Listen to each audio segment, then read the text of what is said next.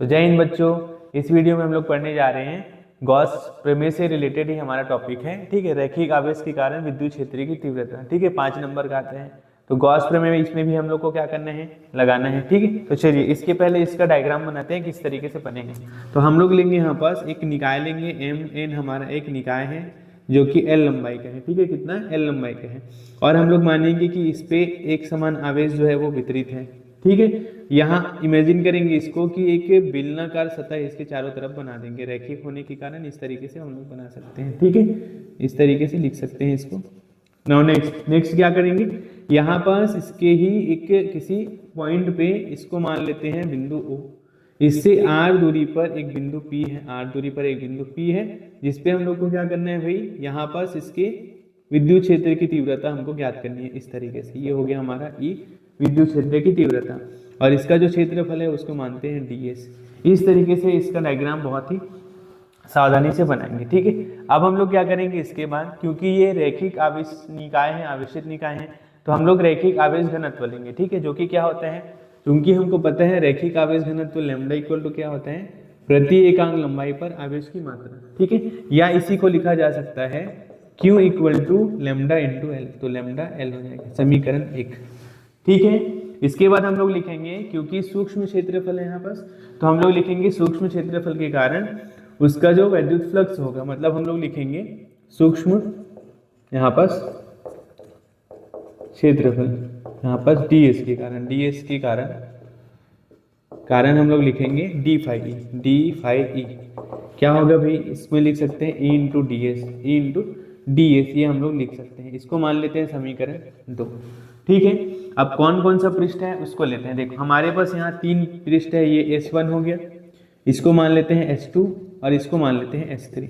ठीक है, 3 पृष्ठ हैं, तो इन तीनों पृष्ठों को समझते हैं कि कैसा कैसा। देखो बेलनाकार पृष्ठ में ये जो है नीचे ऐसे रहेगा, तो ये समतल वृत्तीय पृष्ठ हो गया, ये भी समतल वृत्तीय पृष्ठ हो गया, और S3 क्या रहेगा, हमारा वक्र पृष्ठ रहेगा। ठीक है, तो इसके लिए लिख सकते हैं यहाँ पास इन पृष्ठों को। पृष्ठ जो है क्या क्या है हमारा भाई, यहाँ पास पहला S1, दूसरा S2, तीसरा S3, ये क्या क्या है इसको लिखेंगे। ठीक है, तो ये जो 3 पृष्ठ थे वो हो गए हमारे S1 समतल वृत्तीय पृष्ठ, S2 समतल वृत्तीय पृष्ठ, और तीसरा है S3 वक्री पृष्ठ हो गया। ठीक है, चलिए अब हम लोग को लिखना पड़ेगा, अतः संपूर्ण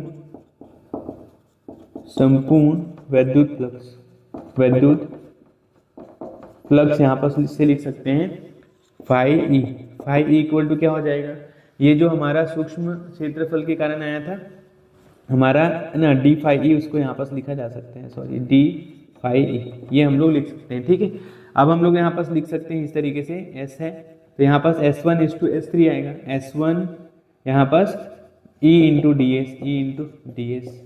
ठीक है, यहाँ पास क्या है, E into ds, phi E का मान S1 के लिए। दूसरा लिखेंगे ऐसे ही S2 E इंटू ds, इस तरीके से। ठीक है, प्लस लिख सकते हैं यहाँ पास S3 E इंटू ds, ये हम लोग लिख देंगे। ठीक है, अब हम लोग को देखना पड़ेगा कि कॉस जब लगाएंगे यहाँ पास, देखो ना, सभी को रिमूव करेंगे। जैसे यहाँ पास हो गया S1 E ds कॉस।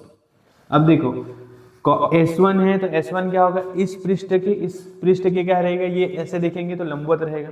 ठीक है, तो लंबवत के लिए क्या लिखेंगे, cos 90 लिखेंगे, cos 90।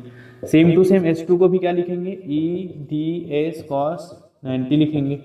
ठीक है, और हमारा जो S3 रहेगा जो कि वक्र पृष्ठ है, तो वक्र पृष्ठ क्या हो गया, इस क्षेत्रफल के सापेक्ष वो 0 बनाएगा, तो हम लोग क्या लिखेंगे यहाँ से, E ds cos 0 लिखेंगे यहाँ पर इस तरीके से। ठीक है, देखो अब cos 90 का मान कितना होता है, 0 होता है, तो ये दोनों मान कितना हो जाएगा, 0 हो जाएगा, तो इसको डायरेक्ट लिख सकते हैं 0 + 0।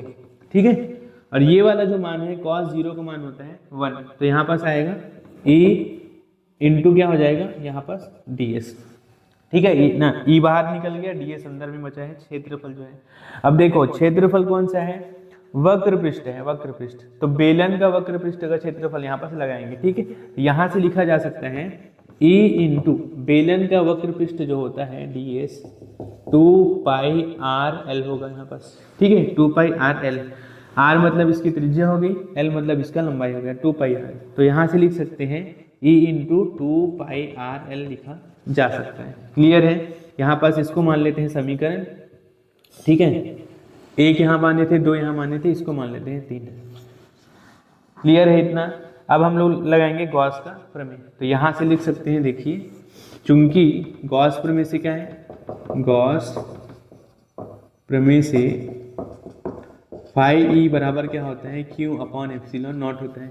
ठीक है, इसको मान लेते हैं समीकरण 4। तो देखिए समीकरण 4 और समीकरण 3 जो कि क्या है हमारा फाई ई ही है, तो यहाँ पास लिख सकते हैं समीकरण 3 व 4 से।